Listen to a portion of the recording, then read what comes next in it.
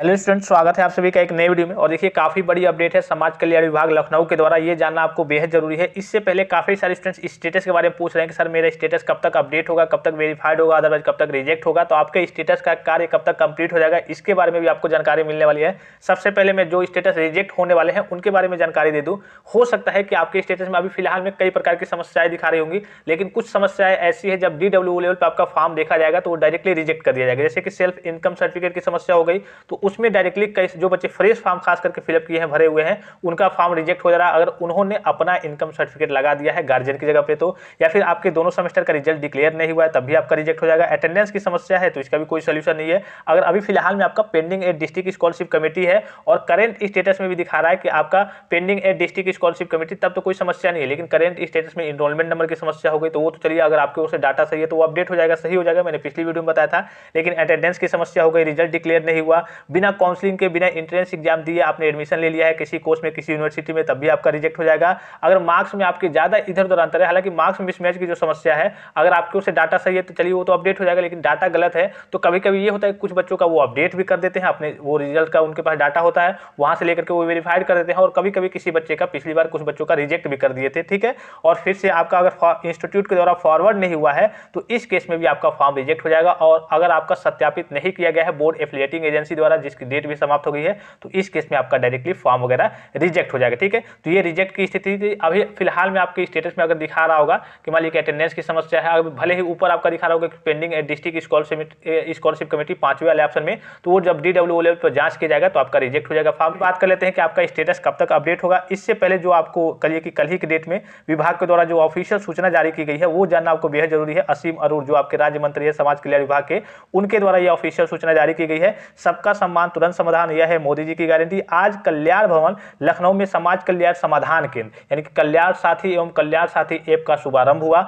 समाज कल्याण द्वारा संचालित समस्त योजनाओं में आ रही किसी भी समस्या के लिए प्रदेश स्तर पर संचालित हेल्पलाइन 14568 प्रातः 9:30 बजे से शाम 6:30 तक सक्रिय रहेगी और शिकायतों का तुरंत समाधान करेगी। काफ़ी सारे स्टूडेंट्स यहाँ पे कॉल वगैरह करके अपने स्टेटस की स्थिति जानना चाहते हैं कि हाँ मेरा स्टेटस वेरीफाइड होगा, रिजेक्ट होगा, क्या समस्या आ रही है, क्या होगा, कैसे होगा। तो यहाँ से आप जानकारी प्राप्त कर सकते हैं। ये कल ही की डेट में ट्वीट करके ऑफिशियल एक तरीके से हेल्पलाइन नंबर जारी किया गया है। कई सारे हेल्पलाइन नंबर है तो कई जगह कभी नहीं लगता है, या फिर काफ़ी सारे स्टूडेंट जन सुनवाई पोर्टल से जाकर के शिकायत दर्ज कराए थे, उनका भी फीडबैक आ गया है कि हाँ आपका जो स्टेटस है वो वेरीफाइड कर दिया जाएगा। अगर आपके में इनरोलमेंट नंबर की समस्या है, मार्क्स मिसमैच की समस्या है, आपके उसे पूरे डाटा सही है, सस्पेक्ट एज की समस्या है, या फिर जो भी समस्या हो, हाई स्कूल के डाटा मिसमैच वगैरह बता रहे हैं, आपके उसे पूरे डाटा सही है, तो ऑटोमेटिकली DWO लेवल से जब आपका फॉर्म देखा जाएगा तो वो वेरीफाइड कर दिया जाएगा। तो ये ऑफिशियल ट्वीट किया गया है। कई सारे हेल्पलाइन नंबर मैंने भी आपको टेलीग्राम पे सेंड किए थे। जो स्टूडेंट चैनल को सब्सक्राइब नहीं किए, टेलीग्राम चैनल पे नहीं ज्वाइन है खास करके, तो टेलीग्राम चैनल को जरूर ज्वाइन कर लेंगे, इसलिए कि जो भी अपडेट्स वगैरह आती रहती है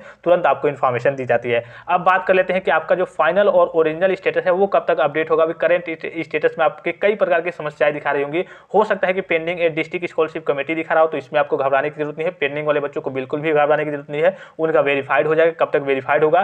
जिनमें इनरोलमेंट नंबर, जो बच्चे करेक्शन वगैरह कराए हैं, खास करके फ्रेश हो चाहे रिन्यूअल हो, किसी भी कास्ट कैटेगरी से बिलोंग करते हैं, अगर आपने करेक्शन वगैरह भी कराया है तो आपका जो स्टेटस है, उम्मीद यही है, हालांकि इसकी डेट तो 12 मार्च 2024 तक है, लेकिन उम्मीद यही है कि 5 से लेकर के 8 के बीच तक आप सभी स्टूडेंट्स का जो स्टेटस है वो वेरीफाइड कर दिया जाएगा।